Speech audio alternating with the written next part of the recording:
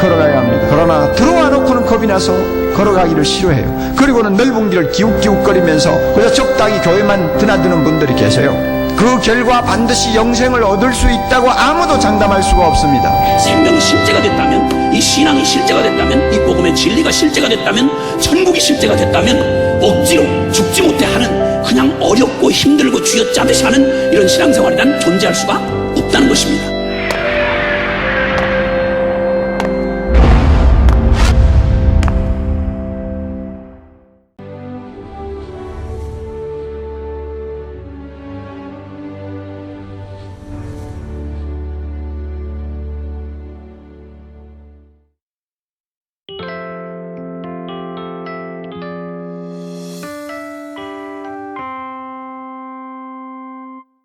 오늘 우리 교회가 이 북한의 어린이들에 대해서 관심을 가지고 준비해야 된다고 생각을 합니다. 왜 북한의 어린이인가? 세 가지 정도 우리 말씀을 통해서 함께 정리를 좀 하고 싶은데요. 첫 번째는 어린이들을 위한 예수님의 특별한 관심 때문에 그렇습니다. 오늘 우리가 함께 읽은 이 본문을 보면 어린이를 대하는 예수님과 제자들의 반응이 다른 것을 볼 수가 있습니다. 어쩌면 어린아이를 대하는 제자들의 모습이 우리의 모습이 아닌가 생각이 됩니다. 우리 본문 내용을 다시 한번 보죠. 13절에 보면 그때 사람들이 예수께서 안수하고 기도해 주심을 바라고 어린아이들을 데리고 오매 제자들이 꾸짖거늘. 여기 사람들이 예수님께 아이들을 데리고 왔다라고 이야기합니다. 예수님께서 안수하고 기도해 주심을 바라고 데리고 왔다는 거죠. 이런 모습은 유대 공동체가 가지고 있는 아주 특별한 그러한 모습입니다. 그 당시 세계를 지배했던 로마 사람들이나 헬라 사람들에게는 이러한 모습을 찾아볼 수가 없었습니다. 헬라 사람들은요, 부모가 자기가 원하지 않는 아이가 태어나면 버릴 수 있는 권리까지 가지고 있었습니다. 그러나 유대인의 공동체는 달랐습니다. 그들은 자녀들을 양육하는 데 아주 많은 관심을 가지고 있습니다. 성경 말씀에 그렇게 자녀들을 말씀으로 양육하라고 명령하셨고 그렇게 살아가는 것이 그들에게는 전통이었습니다. 성경은 아이들을 그저 변두리에 있는 주변 인물로 두질 않았습니다. 신명기에 보게 되면 이스라엘 백성이 가나안 땅에 들어가면 어떻게 해야 될지를 가르쳐주는 말씀 가운데 중요한 사명으로 자녀 양육을 거론합니다. 신명기 6장 7절 말씀에 이렇게 이야기하죠. 내 자녀에게 부지런히 가르치며 집에 있을 때든지 길을 갈 때든지 누워 있을 때든지 일어날 때든지 이 말씀을 강론할 것이며, 그래서 유대인 아버지들은 늘 아이들을 가르치는 것을 중요한 사명으로 알았습니다. 그리고 그 아이들을 축복하는 것을 좋아했습니다. 그들이 아이들의 머리에 손을 얹고 기도해 줄 뿐만 아니라 자기가 존경하는 어떤 분들이 있으면 그분들에게 아이를 데리고 가서 그들의 축복을 받는 것을 좋아했어요.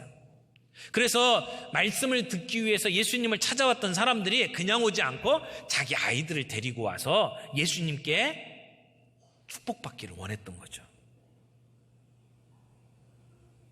그런데 제자들이 이 아이들 데리고 오는 것을 꾸짖었습니다. 여기 꾸짖었다라고 하는 말은 마태복음 17장 18절에 귀신을 내어 쫓을 때 사용했던 단어하고 똑같습니다. 그러니까 막 귀신을 향해서 나가라 그러면서 큰 소리를 치는 것처럼 아이를 데리고 온 부모들을 꾸짖고 내쫓았다는 이야기예요. 왜 제자들이 축복받고 기도받기 위해서 오는 아이들을 이렇게 쫓아냈을까요? 여기 어린아이라고 하는 단어가 헬라어로 파이디온이라는 단어를 쓰고 있습니다. 제가 대학교 때부터 함께 활동했던 선교단체 이름이 파이디온 선교회입니다. 어린이 선교단체인데 이 파이디온이라고 하는 말은 아주 어린 꼬마를 가리킵니다. 그러니까 7살 미만 우리 유치부 또는 영아부에 속해 있는 아이들입니다. 사람들의 눈에 보면 자기들이 뭔가를 하려고 하는데 이 아이들은 거추장스러운 존재예요. 뭐 도움이 되는 게 없어요. 그럼 이 제자들의 눈에는 경제적인 관점에서만 사람들을 보는 거죠. 지금 하나님 나라의 운동을 하고 있는데 이 꼬맹이들이 와가지고는 안 된다는 거예요. 얘네들이 헌금을 합니까? 무슨 와가지고 봉사를 합니까? 그러니까 이 아이들은 아무짝에도 쓸모없는 것이라고 생각을 한 거죠. 예수님 제자들이요, 이 말만 예수님의 제자였지 그들이 가지고 있었던 생각들은 이 세상 사람들이 가지고 있는 것과 별반 다를 바가 없는 세속적인 생각을 그대로 가지고 있었던 겁니다. 그런 제자들에게 예수님께서는 이렇게 말씀하십니다. 어린아이들을 용납하고 내게 오는 것을 금하지 말라. 어린아이들이 내게 오는 것을 용납하고 금하지 말라고 하십니다. 그런가 하면 마가복음 10장 14절에 보면 이 똑같은 이야기를 하시면서 예수께서 보시고 노하시어 이르시되 어린아이들이 내게 오는 것을 용납하고 금하지 말라. 하나님의 나라가 이런 자의 것이니라 라고 설명을 해요. 그러니까 마가복음에서는 예수님이 그냥 말씀하신 것이 아니라 노하셔서 말씀을 하셨다라고 이야기를 해요. 신약 성경에 보면 예수님께서 분노하셨다라고 하는 그 표현이 딱 3곳 나타납니다. 마가복음 3장 5절, 요한복음 2장 13절에서 16절인데 그 중에 하나가 바로 이 어린아이들이 예수님께 나오는 것을 금할 때 예수님께서 분노하셨다라고 표현을 하고 있습니다. 이것은 예수님의 사역에 있어서 예수님이 어린아이들을 얼마나 중요하게 여기셨는지를 우리는 볼 수 있는 대목이라고 생각을 합니다. 예수님께서 만들기 원하시는 공동체가 어떤 공동체인지 우리는 알 수가 있습니다. 어린아이들이 함께하고 그 아이들이 중요한 역할을 하는 공동체를 우리 예수님은 원하셨던 것입니다. 이사야서 13장에 보면 평화의 나라를 예언하죠. 이사야 11장 6절에서 8절을 보면 그 나라를 이렇게 예언을 합니다. 그때의 이리가 어린 양과 함께 살며 표범이 어린 염소와 함께 누우며 송아지와 어린 사자와 살찐 짐승이 함께 있어 어린 아이에게 끌리며 암소와 곰이 함께 먹으며 그것들의 새끼가 함께 엎드리며 사자가 소처럼 풀을 먹을 것이며 젖먹는 아이가 독사의 구멍에서 장난하며 젖된 어린아이가 독사의 굴에 손을 넣을 것이라. 여러분, 이사야는 장차 일어날 하나님의 나라에 어린아이들이 얼마나 중요한 역할을 하는지를 이 본문을 통해서 알려주고 있습니다. 어린아이들이 중요한 역할을 하는 나라, 그 나라가 진정으로 이 땅에 평화, 샬롬을 오게 만들 것이라고 이야기를 하는 겁니다. 예수님께서는 자신의 하나님의 나라가 이런 나라가 될 것이라고 이야기를 하는 것이죠. 그래서 예수님께서 이렇게 말씀하십니다. 천국이 이런 자들의 것이니라. 이런 자들이 도대체 어떤 자들을 얘기하는 걸까요? 이 말씀을 보다 정확하게 번역을 하면 이런 것들이 바로 천국이기 때문이다 라고 이야기를 하는 거거든요. 그럼 이런 것들이 뭐냐? 많은 학자들은 여기서 말하는 이런 것들이 아이들이 가진 특성 가운데 부모님을 존경하는 그러한 태도, 부모님께 의지하고 부모님을 존경하는 태도가 여기 이런 것들이다라고 설명을 합니다. 한마디로 겸손한 삶의 태도를 말하는 것이죠. 왜 이렇게 말할 수 있느냐면 아까 말씀드렸던 마가복음 본문에 보게 되면 이렇게 이야기해. 내가 진실로 진실로 너에게 이르노니 누구든지 하나님의 나라를 어린 아이와 같이 받들지 않는 자는, 어린 아이와 같이 받들지 않는 자는 결단코 그곳에 들어가지 못하리라 하시고, 이게 받들지 않는 자는 못 들어간다라고 하는 이야기를 여기서는 이런 것들이라고 표현을 한 거죠. 그러니까 마태는 이런 것들, 즉 어린 아이들, 당장에는 아무짝에도 쓸모없는 것처럼 보이는 존재들이 공동체 안에서 대우받는 중요한 역할을 하는 그러한 하나님의 나라. 그게 이런 것들이 바로 하나님의 나라의 모습이라고 이야기를 하는 겁니다. 이런 말씀을 통해서 우리는 분명하게 알 수 있는 것이 있습니다. 어린이들을 위해서, 어린이들을 향한 예수님의 특별한 관심을 우리는 볼 수 있다라고 하는 것이죠. 두 번째로는 하나님의 나라, 샬롬 공동체의 주인공은 어린아이가 되어야 하기 때문에 그렇습니다. 북한 사역을 준비하는 예수 그리스도의 제자인 그 우리들에게 매우 중요한 메시지를 주고 있는 것이 이것이라고 생각을 합니다. 여러분, 우리는 북한 사역에 대한 특별한 목표를 좀 가지고 있어야 된다고 생각합니다. 많은 사람들이 북한 사역에 각자 나름대로의 견해를 가지고 있습니다.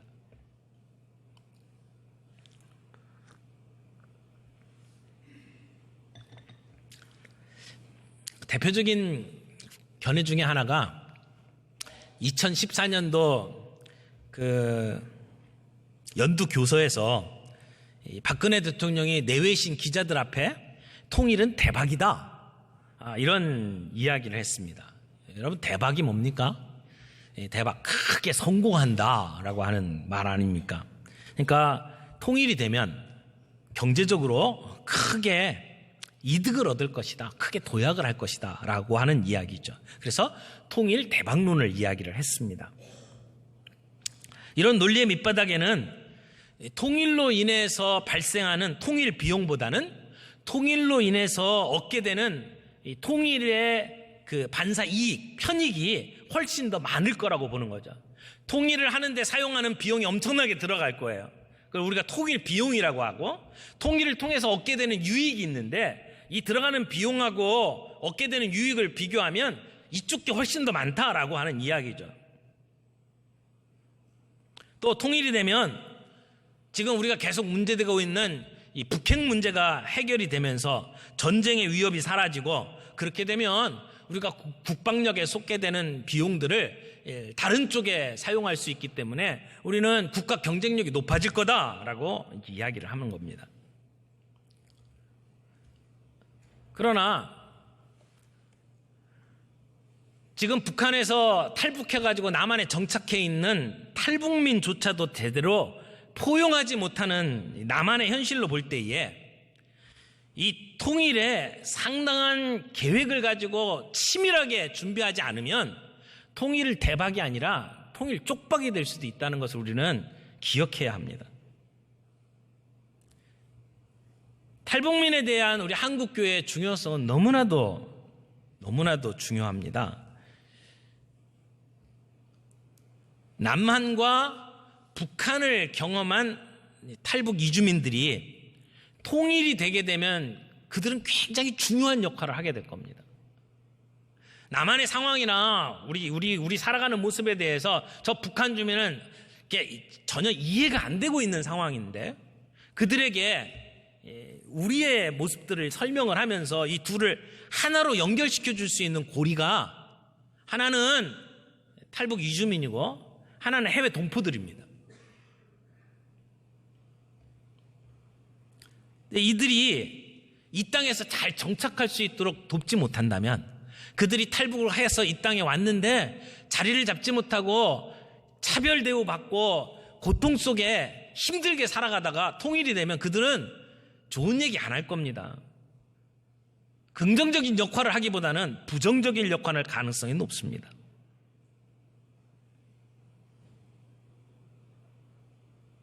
그러므로 그들을 그들이 이 땅에 잘 정착할 수 있도록 돕는 일은 한국교회가 책임져야 될 일입니다. 그러나 이 모든 것들이 다 필요하지만 우리가 가지고 있는 목표가 그것은 아닙니다. 우리의 목표는 저 북한 땅에도 하나님의 나라가 임하도록 만드는 것입니다. 우리가 힘을 합해서 이 온 땅에 하나님의 평화가 임하게 만드는 진정한 샬롬 공동체를 이루는 것이 우리의 꿈입니다. 그래서 우리가 가지고 있는 북한 사역의 핵심은 단순히 통일을 넘어서서 하나님 나라의 공동체를 건설하는 것이 되어야 합니다. 그런데 이를 위해서 오늘 교회가 그저 손꼽아 언제 통일이 될지를 기다리는 것만으로는 안 된다는 겁니다.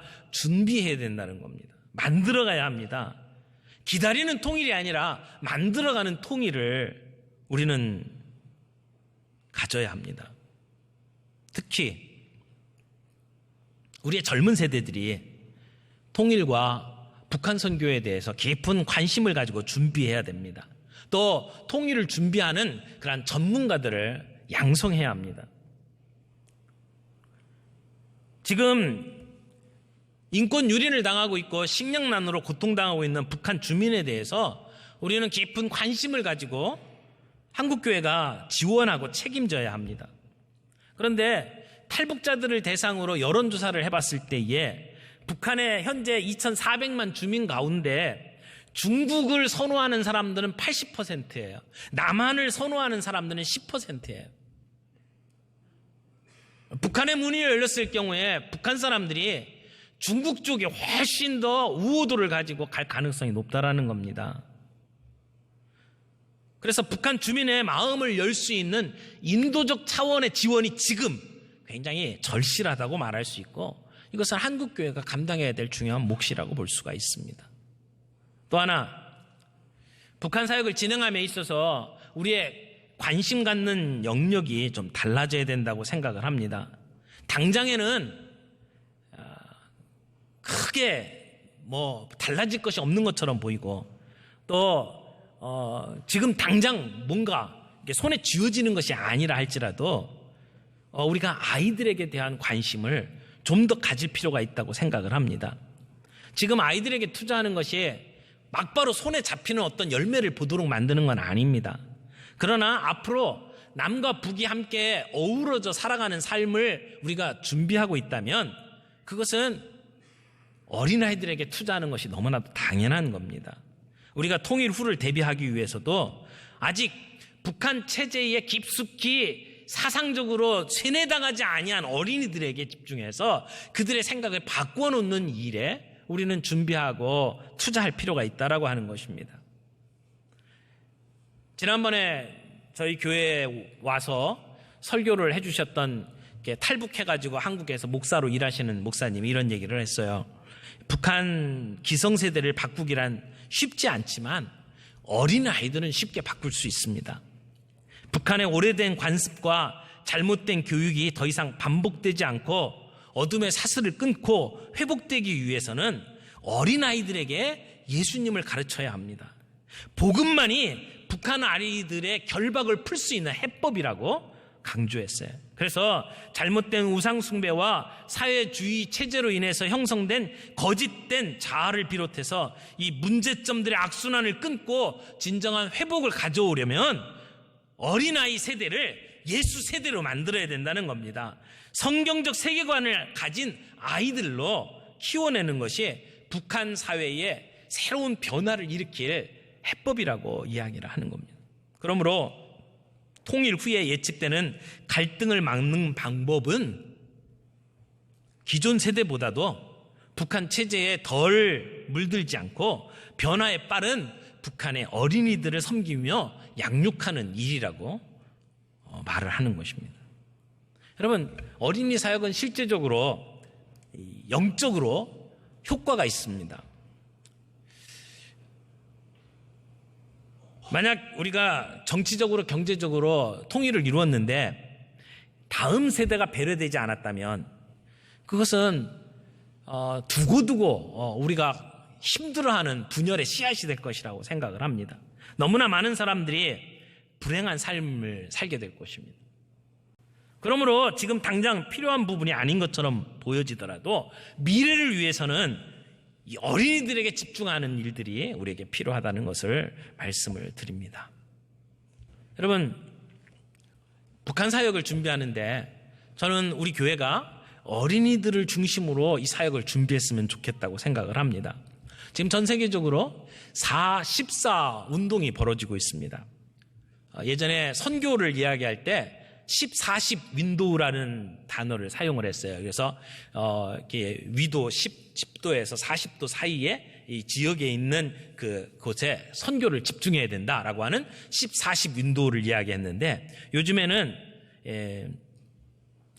루이스 부시라고 하는 분이 제안을 해서 지금 이제 많은 곳에서 불길처럼 일어나고 있는 운동이 14 운동이에요.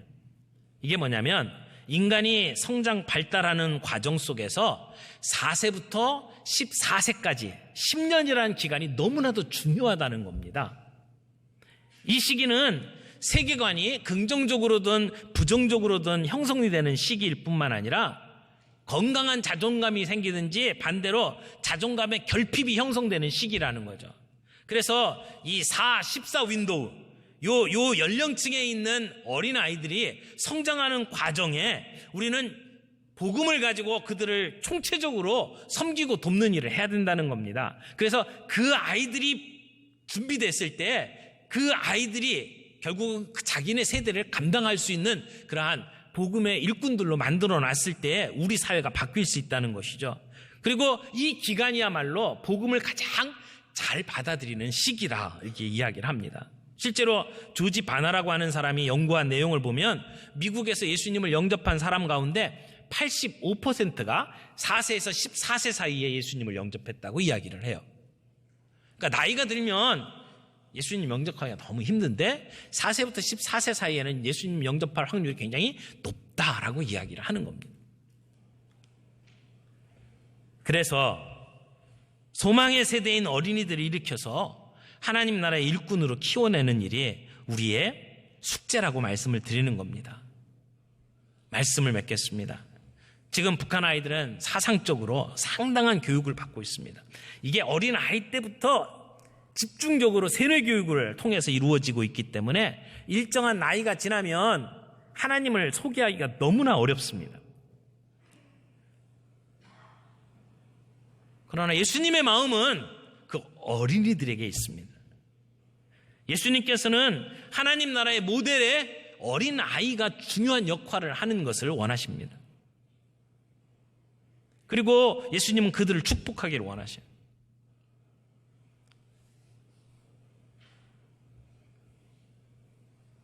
그래서 이 사역을 어린이 구호단체면서 선교단체인 컴패션과 함께 연계를 해서 우리가 이 사역을 준비하기를 원하는 거예요. 언제가 북한문이 열리면 우리는 곧바로 들어가서 그곳에 어린이 센터를 짓고 그리고 어린아이들을 양육하는 선생님들을 투입하고 그리고 그곳에서 4세부터 14세의 어린아이들이 복음으로 바뀌어나갈 수 있도록 만드는 일에 집중을 하려고 생각을 하는 겁니다. 문제는 통일이 되는 날, 그날, 그때 가서 뭘 준비하면 너무 늦는다는 겁니다. 그래서 지금부터 선생님들을 훈련시키고 지금부터 어린이 센터를 열 수 있는 자금을 준비하려고 생각을 하는 겁니다. 보통 어린이 센터 하나를 짓고 그것을 운영하는데 3년 동안 드는 비용이 3억 정도 들어갑니다. 저희 교회가 한 센터를 담당하기를 원합니다. 이미 우리 교회 안에서 한 10여 명의 형제 자매들이 이 어린이들을 양육하고 돌볼 수 있는 훈련들을 지금 해왔습니다. 지금 오늘 광고 시간에 제2기 훈련을 소개를 해드렸고 그래서 사역자들을 만드는 일을 구체적으로 지금까지 해왔습니다. 또 우리 교회 안에 북한 선교를 위해서 지속적으로 함께 모여서 기도하는 기도팀들이 운영이 되고 있고요. 이제 자금이 좀 준비되어야 된다고 생각을 하는 겁니다. 그래서 다음 주에 저희들이 북한 선교 주일로 저희들이 잡고 그리고 우리가 준비한 대로 헌금을 해서 그 주간에 우리 북한 선교를 위한 헌금은 딴 데 쓰지 않고 그대로 저희들이 저금을 해놨다가 북한 문이 열리는 날 우리가 그 자금들을 가지고 들어갈 수 있도록 준비를 하려고 생각을 해요. 아직까지는 우리가 경제적인 여력이 많지 않기 때문에 1년에 한 1,000만 원 정도는 좀 이렇게 저금을 좀 해놓고 싶습니다.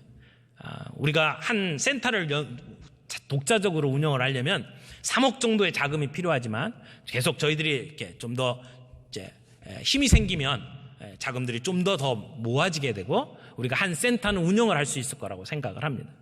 다음 주일 저희들이 이러한 우리의 비전을 가지고 함께 기도하면서 주님 앞에 헌금하기를 원합니다. 더 이상 미룰 수가 없는 일입니다. 하나님께서 주신 사명을 이제 우리는 감당하기를 원합니다. 믿음으로 통일을 준비한다면 북한 문이 열리는 그날 우리가 준비한 자금과 우리가 준비한 사람들이 뛰어들어가서 북한의 어린이들을 훈련시키고 그들의 생각을 예수 세대로 만들어 놓고 그래서 북한 그리고 남한이 하나가 될 수 있는 그러한 초석을 만들어 가기를 원합니다.